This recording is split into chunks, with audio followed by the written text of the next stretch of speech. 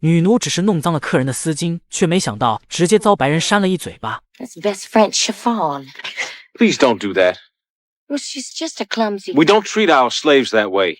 Are you a nigger lover? 她叫安娜，一个身份卑微的黑人女奴，但从小就在庄园长大的她，却和少主人杰克逊关系非常要好，甚至两人打闹的场景完全超出了当时黑白之间的隔阂。然而就在当天晚上，庄园组织了一场盛大的晚宴，不仅白人可以盛装出席，就连农场里的奴隶也可以自由的跳舞。但安娜却在交换舞伴的时候不小心碰到了白人贵客，女孩立刻意识到了错误，并向伯爵卑微的低下了头，就连伴奏的音乐也戛然而止，现场气氛瞬间变得凝重起来。因为在当时的时代，即便农场主允许黑人盛装参加，但绝大多数白人是厌恶黑人触碰白人高贵的身躯的。眼见事态急剧下滑，此时杰克逊颤颤巍巍站了出来，并在大家质疑的目光中带走了犯了错事的家奴。随后女孩的父亲拥抱着哭泣的安娜，太多委屈与无助涌上心头。接着杰克逊被母亲叫走了，因为他要和当地的一名富商女儿跳舞。看着少爷如此喜笑颜开，安娜甚至比刚才的遭遇还要难受，因为她内心的感受早已被这位长相英俊的少爷所占据了。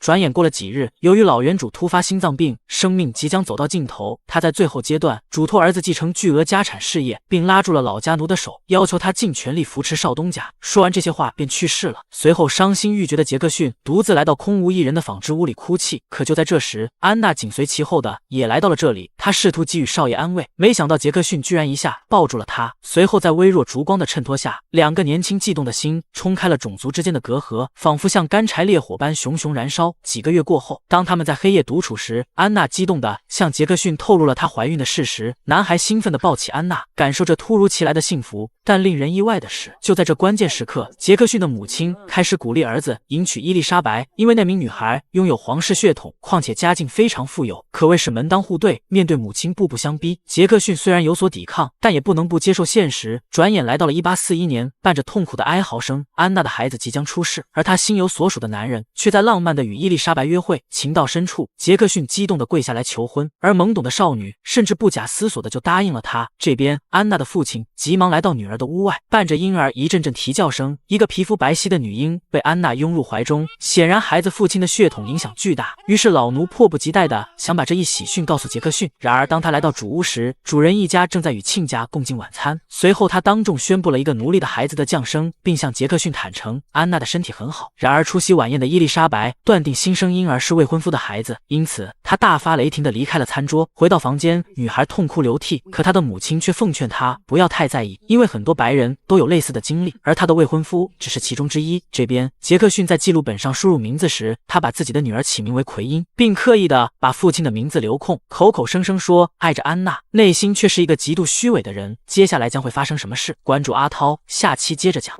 白人前脚刚刚举行婚礼，后脚就来到黑人奴仆的房间，相信他们才是真爱，因为两人已经有了一个5岁的混血女娃，她叫奎因，因身体里流淌着白人的血液，小女孩不仅长得漂亮，而且根本无法分辨她是一名黑人。可农场里的其他小奴隶却因为她的肤色问题，经常给予讽刺性的侮辱。此时，远处观望的种植园主发现了这一幕，于是他愤怒地驱散了围在奎因旁边的黑孩子们。随后，园主询问奎因，为什么大家都在欺负她？Cause I look white. Cause I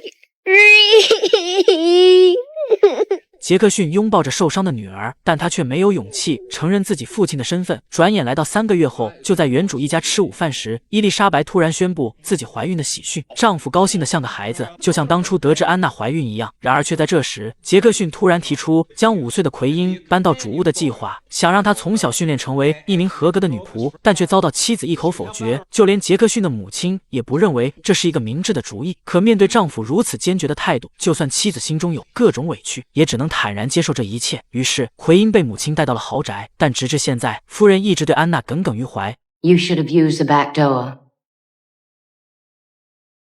You may go, but you should know.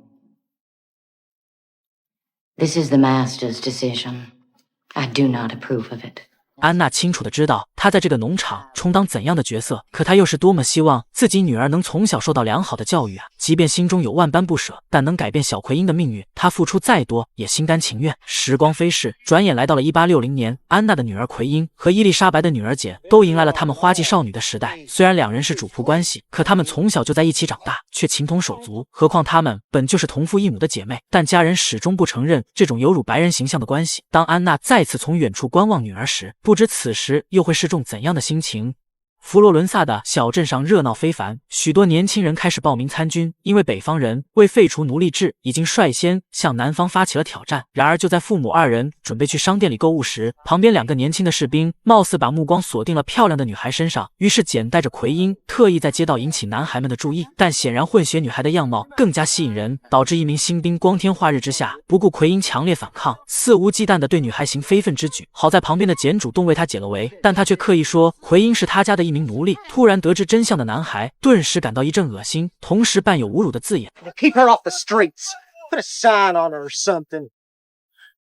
回到家后，奎因来到他亲生母亲的住所，请求母亲告诉他的父亲是谁，但安娜却对此事非常敏感，毅然拒绝了女儿在讨论此事。也许是出于对女儿的爱和保护，让她没有勇气面对曾经所犯下的过错。夜晚，久违的种植园主也来到他的寒舍，因为内战即将爆发，处于保护父亲留下的财产，他毅然决然地加入了邦联军队。这次分别不知何时才能相见，战争的残酷让安娜伤心地流下了眼泪，而更多的泪水是对眼前这个男人的不舍之情。不管经历过多少流言蜚语，他依然如此深爱着她。第二天，打着保护家园的士兵们踏上了征程，断然离开了这个大家庭。看着杰克逊远去的背影，这一刻，安娜终于告诉了女儿，那个男人就是她的亲生父亲。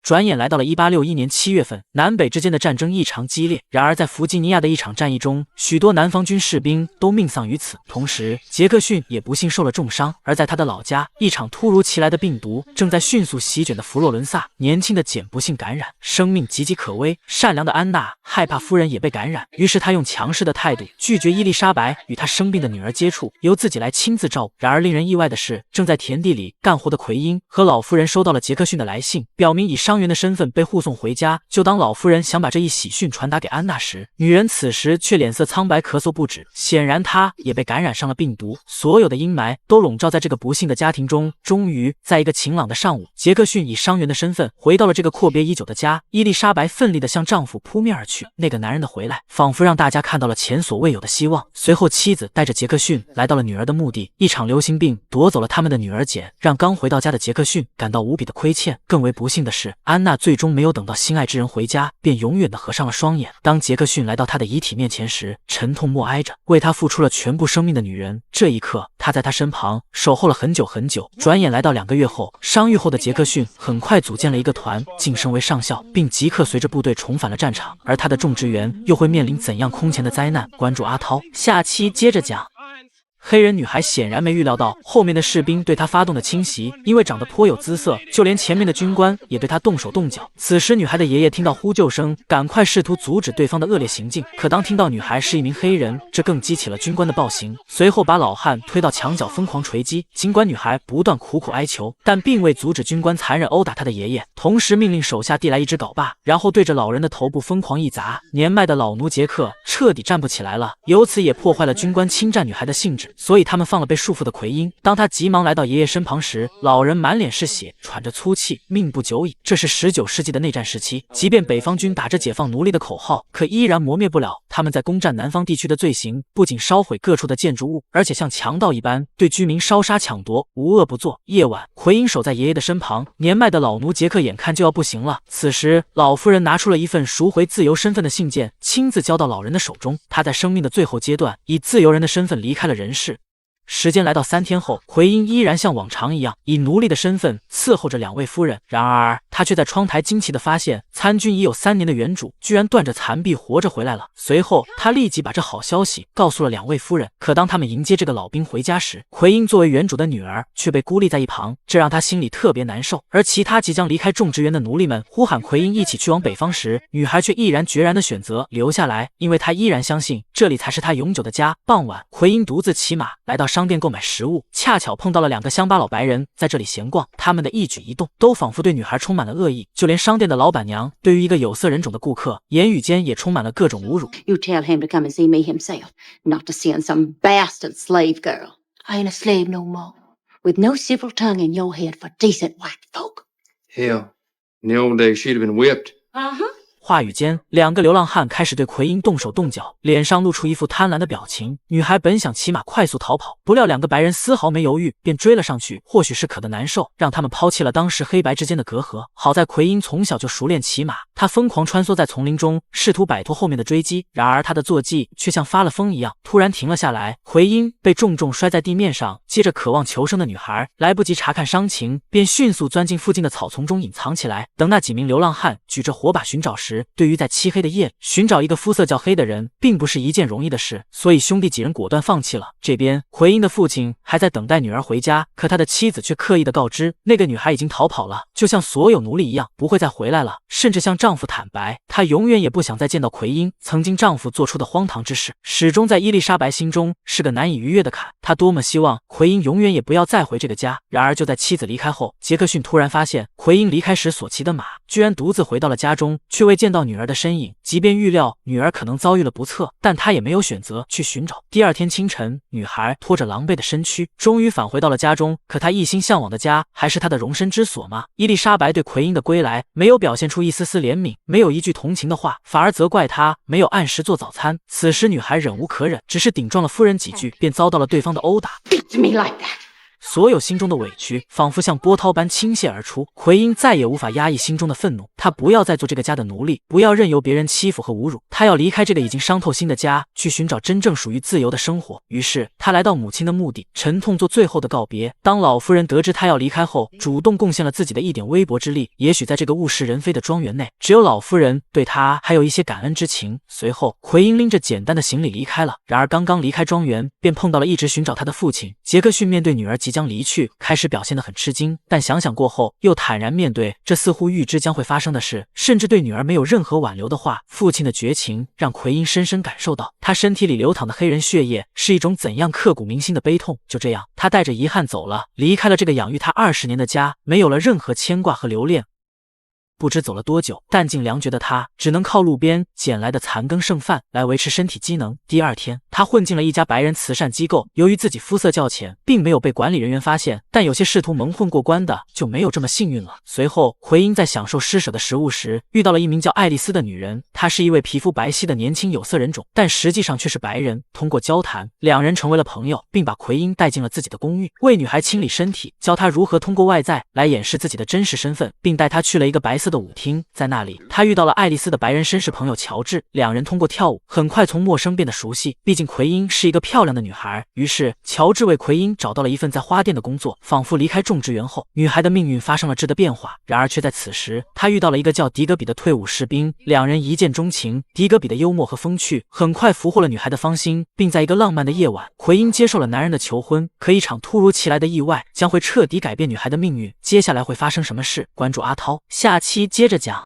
他明明流淌着黑人血液，却偏偏突破禁忌，隐藏身份与一名白人在一起。两人从相知到相爱，仅用了几天时间，女孩便答应了男人的求婚。可当奎因把这消息告诉他的朋友爱丽丝时，女人却坚持认为这样的婚姻是危险的，并强烈敦促他解除婚约。于是奎因听从了朋友的劝告，来到男友的住所，想表明一切，但面对迪格比的甜言蜜语，内心备受煎熬的他似乎不知怎样向对方张口。然而男友却信誓旦旦地告诉奎因，他已经向女孩的父亲写了一封信。奎因听到这里，仿佛被抽掉灵魂的躯壳一样，即刻被吓得晕倒过去。等女孩再次醒来时，男友像绅士一般在奎因面前伺候的体贴入微。可接下来画风突变，迪格比在占有欲的驱使下，不顾奎因强烈反对和抵抗，生生扒开女孩的裙子，是要在今晚霸占奎因的身体。女孩试图摆脱束缚，同时为了阻止对方进一步行动，她脱口而出自己是一名黑人。听到自己被一名黑人给戏耍，男人勃然大怒，重重扇了奎因一记耳光。但即便如此，依然无法阻止他对女孩行苟且之事，一次次抵抗，一次次被无情的殴打。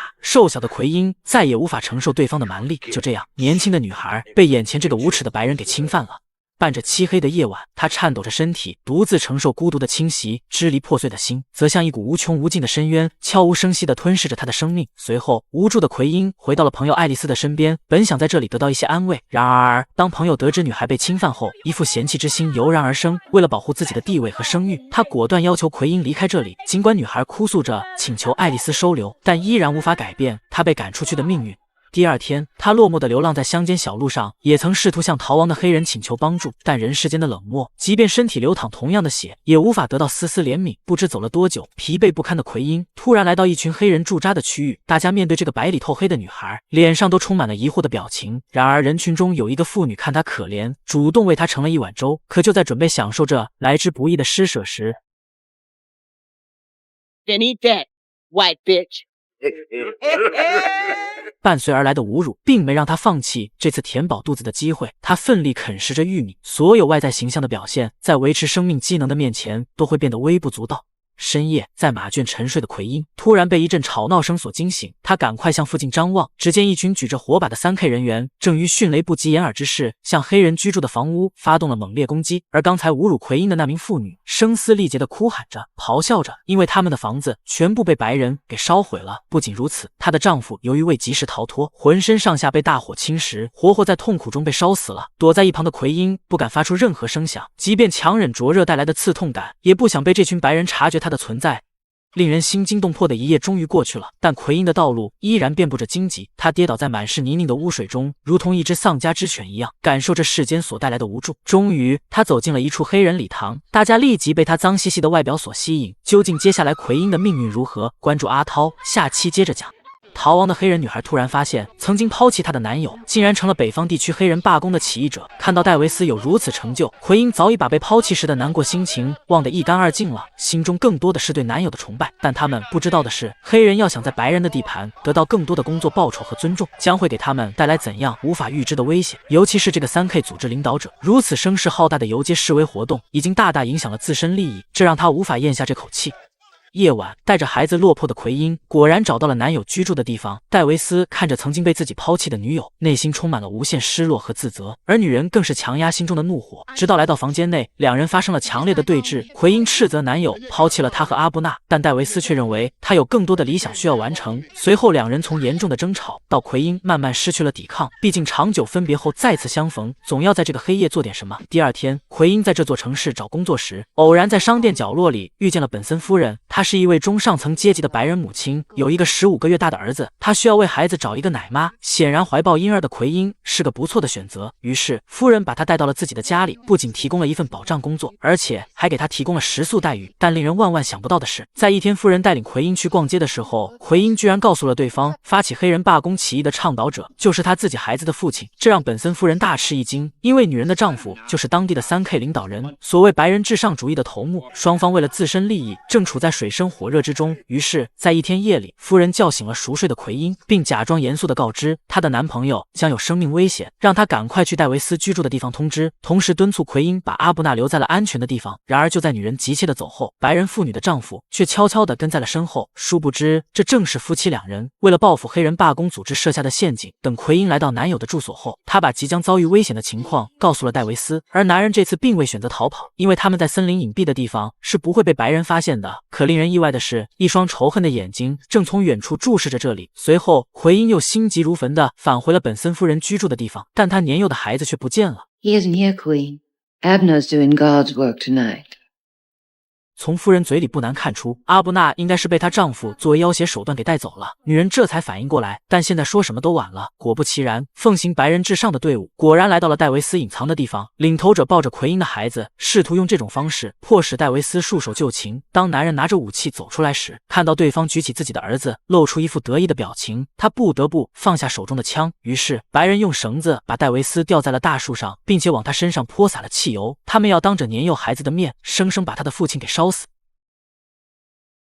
You watch him burn, and you remember, boy. Yeah, you watch your daddy burn. Watch him. Watch him. 第二天清晨，心急如焚的奎因赶快来到男友居住的地方，然而戴维斯早就变成了一具烧焦的尸体。他声嘶力竭地蜷缩在地面上，心痛得不敢相信眼前发生的一切。然而值得庆幸的是，他刚满2周岁的阿布纳并未被斩草除根，而是放在了他父亲脚边的一个木笼子里。奎因抱起年幼的孩子，伴着天空突然降落的冷雨，冰冷而又无助，绝望如同无底的深渊，吞噬了他所有美好的希望。但为了孩子，他依然要坚持地活下去。就这样，他们登上了田纳西州哈丁县附近的一艘小木质渡船，在那里偶然遇到了操作员亚历克·哈利和他的儿子亨利。尽管奎因告诉对方他要一直向北行驶，但亚历克还是劝说他去往南边，因为北方只会有寒冷的天气和冷酷无情的白人。但奎因对此不以为然，仿佛所有过去的经历让他对一个陌生人的友善提高了12分警惕。可即便这样，亚历克依然给他介绍了一份做女佣的工作。毕竟孤苦伶仃的母子2人，如果没有收入，在这个地方很难生活下去。由于奎因在工作中踏实肯干，很快便得到了白人主子的认可，但沉思着自己令人遗憾的经历，即便面对夸奖他的主人，也采取了防御和令人不快的态度。于是，在接下来的一场晚宴上，奎因在伺候客人的时候，发生了一件令主人不愉快的事件。究竟奎因的命运如何？关注阿涛，下期接着讲。内心满是怨恨的黑人女仆，竟然在伺候主子的家庭晚宴上不小心弄洒了一杯水，却直接遭到客人的侮辱。Sorry, a cloth, you stupid nigger. You ain't have no right calling other people names when you don't know nothing about them. My pappy was white, and his are for him, and they came from Ireland. I got more Irish blood in me than anything. I may not look Irish, but that's what I am. And if when you go shaking your family tree, you just may find you got a little itty-bitty bit of Negro blood in you too. And if you ain't, that ain't give you no right to go calling other people names. 简直以下犯上，白人贵妇被气得哑口无言，同时也令奎因的主人颜面扫地。如果还在奴隶制时期，这免不了被一顿抽打。于是白人主子找到奎因，斥责他口无遮拦的行为，并让他控制好自己的情绪，否则将会把他解雇。可即便这样，女人依然对此理直气壮，就连另一个黑人女佣也看不下去了。她怒斥奎因，苏切里先生是一个不错的主人，在奎因生活最困难的时候，给他提供了一个容身之所的家。然而他却没有认清自己，没有摆清自己的身份地位。说完，女仆便气愤地离开了这里。第二天，奎因正在打扫卫生的时候，曾经给予他无限帮助的亚历克本想找他聊聊天，可奎因却断然转过了头。如此冷漠无情的态度让单身汉亚历克心里很不舒服。但女人年仅4岁的孩子仿佛对这个热情的中年男人很感兴趣，悄悄地跟在了他的身后。当奎因各处找不到儿子的时候，内心是极度恐慌的，因为在这个世界上，所有的亲人都已经离他而去，只有他的儿子阿布纳才是他活下去的唯一希望。所幸年幼的孩子正在亚历克的怀里听着故事。当奎因看到儿子并没有跑丢，可依然无法抑制自己一颗谨慎的心，对待每个曾经帮助过他的人都像有居心叵测的用意。即便奎因性格如此顽劣，但亚历克并没责怪他，反而为女人提供了一份保洁工作的兼职。因为奎因一直想赚到更多的佣金来实现自己开花店的理想，他甚至在周6的时候专门向苏切里主人请了半天假，以此实现赚外快的目的。当然，善良的老先生同意了他的想法。似乎在奎因经历过的人生中，除了利用他杀害男友的白人贵妇以外，并没有遇到过真正想伤害他的人。其实，作为有黑人血统的奎因，他的人生道路是幸运的。于是，女人开始经常光顾亚历克的住所，但每次善良的关心都会遭到奎因无情的拒绝。这种漠然之至的态度，实在让亚历克忍无可忍。You think I'm gonna bite you or something? I'm just asking you to sit a little, to talk a little bit. I don't want to sit. Why not? You got something against sitting down next to a man? You so scared of people? You ain't have no right to talk to me like that. 他斥责奎因是一个活着没有灵魂的人，是一个愚蠢的女人，就像生命中经历过一些不公和挫折，而心中存在怨恨来憎恶这个世界。奎因面对男人一番掷地有声的话，并没显得有所抵抗，反而感到自己确实有些过分了。于是他主动来到生气的亚历克身旁，开始尝试与对方交谈。经过一段时间，奎因终于放下了精神上的包袱，面对苏切里主人时，也不再变得骄横无礼，脸上多了几分自信和活力。就连老先生也惊讶地评论道Well, she really lights up this old place when she smiles, doesn't she? 而奎因和亚历克两人的关系也从陌生变成了熟悉，直至发展了一段浪漫的缘分。最终他们结婚了。苏切里先生送走了漂亮的新娘，在所有给予祝福的黑人面前，奎因迎来了他真正属于自己的幸福时刻。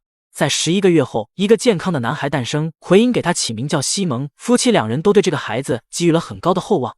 就这样，时光荏苒，转眼来到12年后，当西蒙完成6年级学业时，北美的黑人男孩通常在学科背景下辍学，开始在田里做全职工作。西蒙的2个哥哥就是这样做的，但男孩的老师却主动找到奎因，并认为西蒙是学区里最好的学生，希望能继续让他的儿子完成学业。于是奎因把这一情况说给了丈夫，而亚历克极力反对奎因让西蒙留在学校的愿望，但妻子却提出了有说服力的逻辑。男人最终拧不过妻子，最后只能同意了。就这样，懂事的西蒙为了减轻家里的负担，一边在路边卖柠檬水，一边不停地读书。可知这种励志好学的态度会遭到其他白人小伙伴怎样的恶意？关注阿涛，下期接着讲。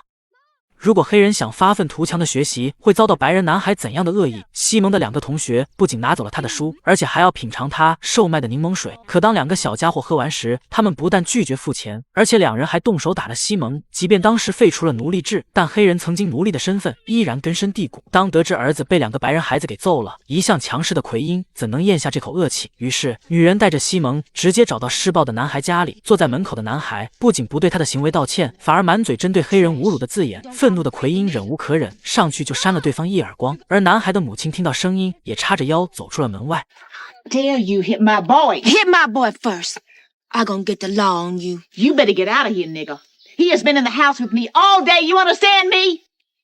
就在双方僵持不下之时，从附近走来一名地方治安官。于是奎因详细描述了儿子所经历的遭遇。所幸白人执法人员并没有因为肤色而导致偏心，他要求母子2人把喝柠檬水的钱付给人家。可白人女士依然非常强悍，因为对方也动手打了他的儿子，所以这个钱他断然不会支付。而治安官也不知如何是好，于是从自己兜里掏出了5美分。但奎因根本就不需要这怜悯的施舍，他只想为儿子讨回公道，夺回属于自己的东西。此时女人有些不耐烦，开始故意躲避对方咄咄逼人的态度。谁知奎因更加彪悍，一副得理不饶人的姿态，仿佛一个精神受到刺激的女人。就连他的儿子西蒙也没看到过母亲有如此过激的行为。于是为了能让母亲冷静下来，他只能拉着母亲离开了是非之地。夜晚，丈夫试图开导情绪难过的妻子，但种种迹象显示奎因依然无法走出原来经历过的生活遭遇。这也预示着他余下来的人生也会在痛苦中挣扎。直到有一天，女人带着他2个孩子探访了他在阿拉巴马州的老家，向儿子们展示了他成长的地方，并分享了他对童年的回忆。当他们到达那里时，奎因父亲杰克逊的葬礼正在举行。他从远处表达了敬意，同时看到了那个曾经把他赶出家门的女人。2人对此都心照不宣，但不知这么多年后是否能放下曾经埋藏在心底的芥蒂。随后，奎因带他的儿子们祭拜了母亲和外公的坟墓，2个孩子也因此知道了母亲原来也是一名奴隶的事实。紧接着，他们又来到了奎因成长的地方，在这座豪宅里，他碰到了年入古稀的伊丽莎白，仿佛曾经刻骨铭心的记忆立刻涌进女人的心头。即便多年以后，伊丽莎白依然不承认奎因属于这里，依然认为这座豪宅从来都不是他真正的家。奎因很快带着孩子们离开了，他再次感受到悲伤，就像多年前一样，被这个家里的白人无情的拒绝。